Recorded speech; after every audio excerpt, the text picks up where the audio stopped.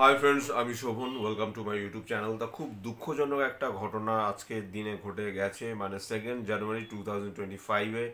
এবং খুব দুঃখের একটা দিন দিয়ে আজকের দিনটা কিন্তু আমরা সবাই অতিবাহিত করলাম এই কারণেই, কারণ আমাদের সবার প্রিয় ডিরেক্টর অনুন রায় তিনি আর আমাদের মধ্যে নেই। লাং ক্যান্সারে তিনি মারা গেছেন। 56 ইয়ার্স তার ওল্ড। তিনি তার 56 বছর বয়স ছিল।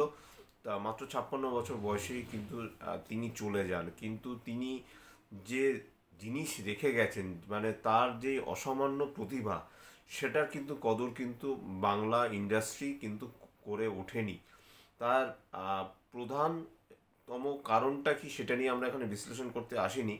কিন্তু যে পাঁচটা মুভি তিনি করেছেন, মানে যে পাঁচটা মুভি তিনি ডিরেক্ট করেছেন, তার সবগুলো মুভি আমার দেখা বলেই আমি কথাটা বলতে বাধ্য হচ্ছি। তিনি অল্প বাজেটে যে মুভিগুলো তিনি বানিয়েছেন, সেটা এখনকার দিনে মানে কোনো প্রডিউসার আমার মনে হয় না যে ওই টাকায়, এবং কোনো ডিরেক্টর মনে হয় না যে ওই টাকায় এরকম জিনিস বানাতে পারবে। হয়তো বা আরও অনেক বেশি তাতে খরচা হয়ে যাবে।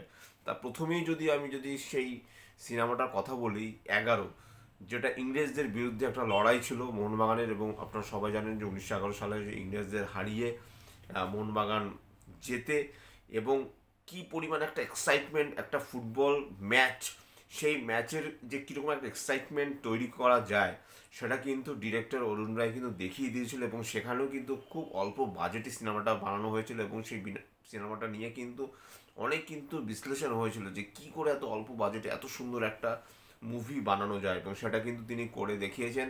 আজ থেকে 14 বছর আগে 2011 সালে কিন্তু মুক্তি পায় 11। এবং তিনি কিন্তু এমন এমন মানে শিল্পীদের নিয়ে কাজ করেছেন যারা মানে একদম নিউ কামার, নিউ ফেস, তাদের নিয়ে কিন্তু তিনি কাজ করেছেন। বরাবরই কিন্তু তিনি তাদের নিয়ে কাজ করেছেন। এরপর যদি আমি 2016 সালে এমন একটা সিনেমার কথা বলবো, যেই সিনেমার নাম হলো চোলাই। এই সিনেমাটা যদি আপনারা মিস করে থাকেন, তাহলে আপনারা অনেক কিছুই মিস করে থাকবেন। কারণ সেখানে কিন্তু যেভাবে আমাদের সমাজটাকে তুলে দেখিয়েছে, সেটা কিন্তু এক কথা অসাধারণ। সেই সিনেমার কালার প্যালেট এত সুন্দর, এবং শুধু তাই না, সেই গ্রাম বাংলাকে যেভাবে দেখানো হয়েছে, সিনেমাটোগ্রাফি অসাধারণ। এবং একটা মানে একটা টিম হিসেবে তিনি একটা টিমকে তিনি যেভাবে দাঁড় করিয়েছেন, এবং সেখানেও কিন্তু বাজেট খুব একটা ছিল না। যদিও চোলাই সিনেমার যে মূল যে বক্তব্য, সেখানে খুব একটা বাজেটের দরকার হয় না, কিন্তু তারপরেও তিনি যেভাবে সিনেমাটা বানিয়েছেন, চোলাই নিয়ে কিন্তু প্রচুর কথা হয়েছে। কিন্তু আপনারা যদি সিনেমাটা না দেখে থাকেন, এই সিনেমাটা কিন্তু ইউটিউবে অ্যাভেলেবেল রয়েছে, আপনারা সিনেমাটা চাইলেই দেখতে পারেন। এরপর আমি বলবো এমন একটা সিনেমার কথা, যে সিনেমাটা কিন্তু বাংলার যে এই যে সিনেমার যে কালচারটা কে সর্বপ্রথম নিয়ে এসছে, হীরালাল। এটা একটা বায়োগ্রাফি, একটা মুভি।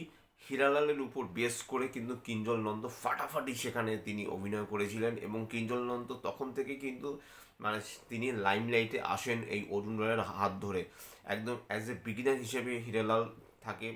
খুব মোস্ট প্রবলি কিঞ্জল নন্দের ফার্স্ট মুভি হীরালাল।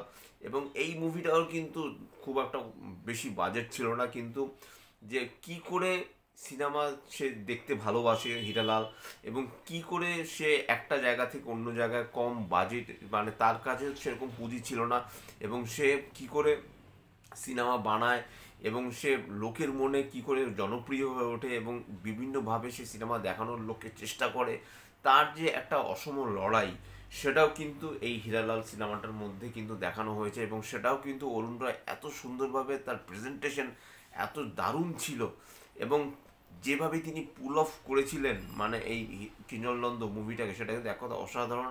এবং মানে অরুণ রায়ের কাজ সত্যিই কিন্তু আজকে তিনি চলে গেছেন বলে যে আমরা একটা ভিডিও বানাচ্ছি, সেই জিনিসটা কিন্তু নয়। তাকে কিন্তু কখনোই সেভাবে কিন্তু মানে দাম দেওয়া হয়নি।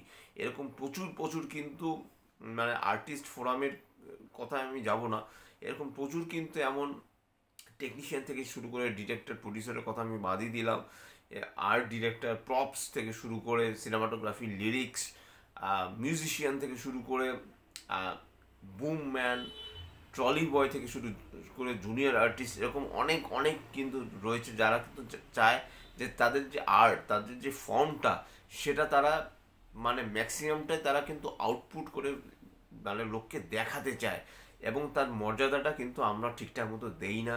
হ্যাঁ, তখনই দেই যখন তিনি আর ইহলোকে থাকেন না, আমাদের পৃথিবী ছেড়ে যখন তিনি চলে যান তখনই তার মর্যাদা দেওয়া হয়, তার আগে কিন্তু মর্যাদা দেওয়া হয় না।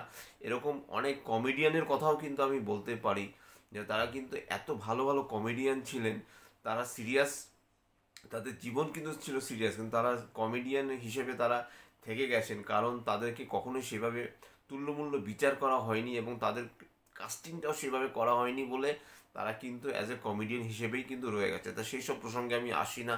আজকে যেহেতু অরুণ রায় তিনি প্রয়াত হয়েছেন, তো সেহেতু তার কথাটাই বেশি করে আমি আমার ভিডিওতে বলার চেষ্টা করব। এরপরে এমন একটা সিনেমার কথা বলবো যেই সিনেমাটার বাজেট বেশ কম থাকা সত্ত্বেও কিন্তু একটা ম্যাক্সিমাম একটা কিন্তু ভালো একটা বক্স অফিস কালেকশন নিয়ে আসে, এবং যেভাবে লাস্টে গিয়ে ইংরেজদের সাথে যে লড়াইটা লড়ে তিনজন মিলে, বিনয় বাদল দীনেশ, সিনেমাটার নাম হলো 8/12 বিনয় বাদল দীনেশ, অসম্ভব একটা ভালো সিনেমা, সেটাও কিন্তু based on a true story. এবং অরুণ রায় এই জাতীয় মুভিগুলোর উপর বেস করেই কিন্তু তিনি সাধারণত সিনেমাগুলো বানিয়েছেন, অসম্ভব ভালো সিনেমা। সেখানে কিন্তু শুধু কিঞ্জল নন্দ নয়, কিঞ্জল নন্দর সাথে অর্ণব মুখোপাধ্যায়কেও কিন্তু আমরা দেখতে পাই, তিনি যে একজন বড় মাপের অভিনেতা। এই কিন্তু অরুণ রায়ের হাত ধরেও কিন্তু তার কিন্তু আবির্ভাব কিন্তু হয়েছে বাংলা ইন্ডাস্ট্রিতে, কাজে সেটা কিন্তু কোনো মতেই ভুললে চলবে না। এবং লাস্ট যে সিনেমাটার কথা বলবো বাঘা যতীন, যেখানে দেব অভিনয় করেছেন, সুপারস্টার দেব অভিনয় করেছেন। দেব নিজে বলেছেন যে এরকম ডিরেক্টর আমি মানে খুব একটা দেখিনি, যে এত ডাউন টু আর্থ, এত ডাউন টু আর্থ এবং এত বড় মাপের একজন ডিরেক্টর। কারণ বাঘা যতীন সিনেমাটা আপনারা যারা দেখেছেন, সেখানে কিন্তু যদিও একটা খরচার একটা ব্যাপার ছিল, কারণ দেব এন্টারটেনমেন্ট ভেঞ্চার্স তারা যেহেতু প্রডিউস করেছে, সেখানে বেশ খরচা করেছে। বাঘের একটা ভিএফএক্স ছিল, সেখানে বেশ খরচা করেছে, যদিও ঠিকঠাক মতো বাঘের সিকোয়েন্সটা ঠিকঠাক মতো তৈরি করা যায়নি, কিন্তু তারপরেও বলবো যে অরুণ রায় সেই সিনেমাটাও এত যত্ন নিয়ে বানিয়েছেন, যেটা কিন্তু এক কথা অসাধারণ। তো সব মিলিয়ে কিন্তু অরুণ রায়ের তার যে বায়োগ্রাফি, এই 5টা মুভির কথা আমি বলতে চাই।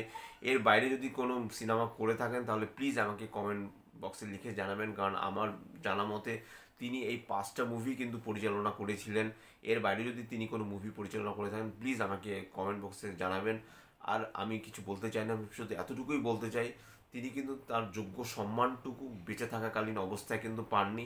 মরে যাওয়ার পর অ্যাটলিস্ট তার উদ্দেশ্যে যদি কিছু ভালো কিছু একটা করা হয়ে থাকে, যদি বাংলা ইন্ডাস্ট্রির ডিরেক্টররা মিলে অ্যাটলিস্ট তাকে যদি যোগ্য সম্মানটাও যদি দেয়, তাহলে আমি মনে করব যে হ্যাঁ, যে আমার এই যে আজকে দিনে দাঁড়িয়ে যে আমার ছোট্ট একটা চ্যানেল শ্রবণস রিভিউ, আমি যে ভিডিও বানাচ্ছি তাকে নিয়ে, সেটাই আমি মনে করব যে সেটাই হয়তো বা অনেক।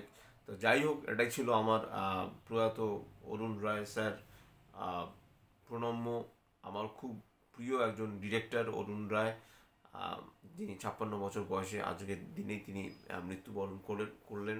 তো তাকে নিয়ে আমি আমার এই ভিডিওটা, তাকে আমি শ্রদ্ধা জানিয়ে আমি আমার ভিডিওটা শেষ করছি। লাইক শেয়ার কমেন্টের কথা আজকে আর বলছি না। আপনারা ভালো থাকুন, সুস্থ থাকুন, এবং যার যার যোগ্য সম্মান, সে সম্মানটা যেন তিনি পান। শুধু অরুণ রায় কেন, এরকম কিন্তু আমরা বাংলা ইন্ডাস্ট্রিতে প্রচুর প্রচুর এমন অনেকেই রয়েছেন যাদের কিন্তু আমরা যোগ্য সম্মান দেই না। সেই সম্মানটুকু যেন তারা ফিরে পায়, তাদের যেন সম্মানটুকু দেয়া হয় সবসময়, এই কামনা করেই আমি আমার ভিডিও শেষ করছি। আপনারা ভালো থাকুন, সুস্থ থাকুন। Till then, stay tuned, tata.